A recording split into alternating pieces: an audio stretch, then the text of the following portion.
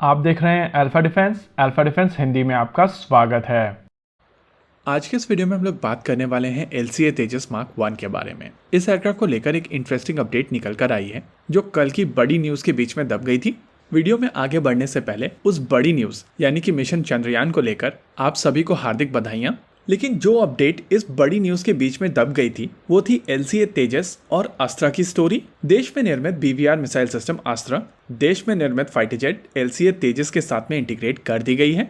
और भारत सरकार की प्रेस रिलीज के हिसाब से, जी हाँ, इस बार मिनिस्ट्री ऑफ डिफेंस की तरफ से एक प्रॉपर प्रेस रिलीज के साथ में इस चीज़ को इन्फॉर्म किया गया है। चलिए, पीछे बारिश शुरू हो चुकी है तो इस वीडियो के दौरान थोड़ा सा ठंड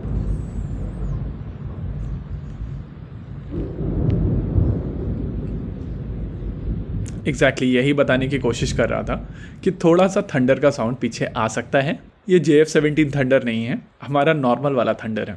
तो भारत सरकार की तरफ से एक प्रॉपर प्रेस रिलीज की गई थी जहां पर बताया गया है कि एक LSP एयरक्राफ्ट यानी कि LSP-7 से BVR मिसाइल सिस्टम अस्त्रा को फायर किया गया है और ये टेस्ट फायरिंग गोवा के पास में हुई थी। प्रेस रिलीज के हिसाब से इस टेस्ट के दौरान सारी परफॉर्मेंस नॉर्मल रही है और इसको एक टेक्स्ट बुक लॉन्च कहा जा सकता है। आप में से बहुत सारे लोगों का क्वेश्चन था कि कौन से रेडार के साथ में ये टेस्ट हुआ है। देखिए, यहाँ पर उत्तम एइसा रेडार का प्रयोग नहीं हुआ है और इस समय LSP-7 के ऊपर उत्तम एइसा रेडार नहीं लगाया गया है। वैसे तो LSP-5 के साथ में भी अस्त्रा मिसाइल सिस्टम को इंटीग्रेट किया गया है, लेकिन जिस एयरक्राफ्ट के ऊपर उत्तम एइसा रेडार माउंट किया गया है वो LSP-3 है और मोस्ट लाइकली आने वाले समय में LSP-3 के साथ में भी इस मिसाइल सिस्टम को इंटीग्रेट करके टेस्ट फायर किया जाएगा, क्योंकि LSP-3 काफ़ी हद तक LCA तेजस मार्क 1A के लिए जितने भी सब सिस्टम्स हैं उनके लिए एक टेस्ट बेड के तौर पर काम करेगा। और LCA तेजस मार्क 1A को लेकर हम सभी को पता है कि ये एयरक्राफ्ट जब भारतीय वायुसेना के बेड़े में शामिल किया जाएगा तो ये पहले से ही BVR कैपेबिलिटीज के साथ में आएगा। देखिए, current LCA Tejas already BVR missile system fire करता है, लेकिन ये BVR missile system Israeli origin की है और Derby BVR missile system comparatively कम रेंज रखती है। लेकिन अस्त्रा मिसाइल सिस्टम लगभग 110 किलोमीटर की दूरी पर अपने टारगेट को मारने में सक्षम होगी और यही क्षमताएं LCA तेजस की क्षमताओं को काफ़ी हद तक बढ़ा देगी।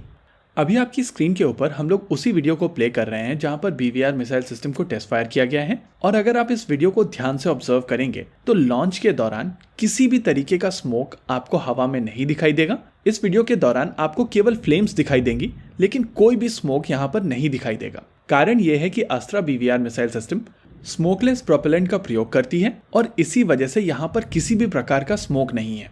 एयरक्राफ्ट जब मिसाइल फायर करते हैं और उन मिसाइल से जब स्मोक निकलता है तो इसके चलते एनिमी को आपकी पोजीशन पता चल जाती है और enemy surface to air missile system electro optical systems के साथ में आपके एयरक्राफ्ट को काफ़ी आसानी से डिटेक्ट कर सकते हैं।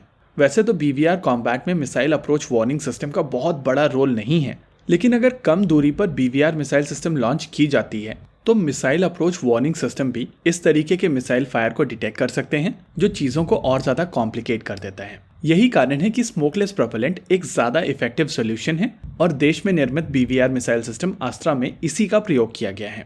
वैसे चीज़ें यहीं तक नहीं रुकेंगी, क्योंकि आने वाले समय में LCA तेजस के साथ में बहुत सारी ऐसी चीज़ें इंटीग्रेट होने वाली हैं जिसके चलते इस एयरक्राफ्ट की क्षमताएं और ज़्यादा बढ़ती चली जाएंगी।